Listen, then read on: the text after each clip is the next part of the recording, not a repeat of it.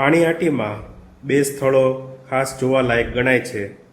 એક તો મણિસેનના ઘરની પાસે જ આવેલું રાધાકાંતનું મંદિર અને બીજું ત્યાંથી એકાદ માઇલ દૂર આવેલું રાઘવ પંડિતનું નિવાસસ્થાન.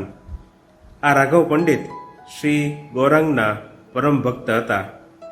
પાણીહાટીના ઉત્સવનો ઇતિહાસ એવો છે કે આ સ્થળે શ્રી ગૌરાંગના બીજા એક સુવિખ્યાત શિષ્ય રઘુનાથ દાસે નિત્યાનંદ ગોસ્વામી તથા તેમની સાથેની વૈષ્ણવ મંડળીને ભોજન કરાવ્યું હતું.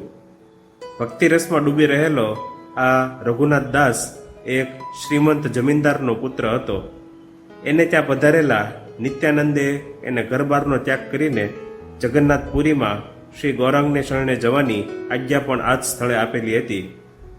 મણિસેનને ત્યાં થોડોક આરામ લઈને શ્રી રામકૃષ્ણ ભક્તો સાથે રાધાકાંતના દર્શને ઉપડ્યા. મંદિરના ચોગાનમાં જ સંકીર્તન થતું હતું.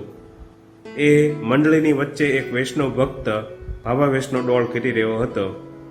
શ્રી રામકૃષ્ણે ક્ષણવારમાં તેની પોકળતા પારખી લીધી. હવે તેમનાથી શાંત રહેવાયું નહીં. તેઓ તરત જ પોતાની મંડળીમાંથી છૂટા પડીને પેલી ભજન મંડળી વચ્ચે જઈને ઊભા અને સમાધિમાં મગ્ન થઈ ગયા.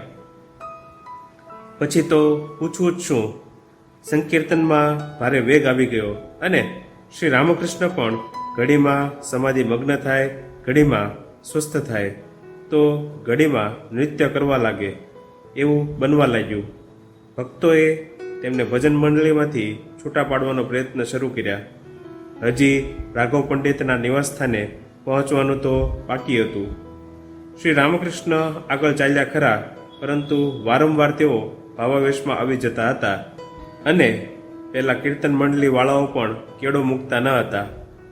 શ્રી રામકૃષ્ણના વારંવાર ભાવાવેશમાં આવવાથી ત્યાં એક અલૌકિક પ્રકારનું દિવ્ય વાતાવરણ સર્જાઈ ગયું હતું.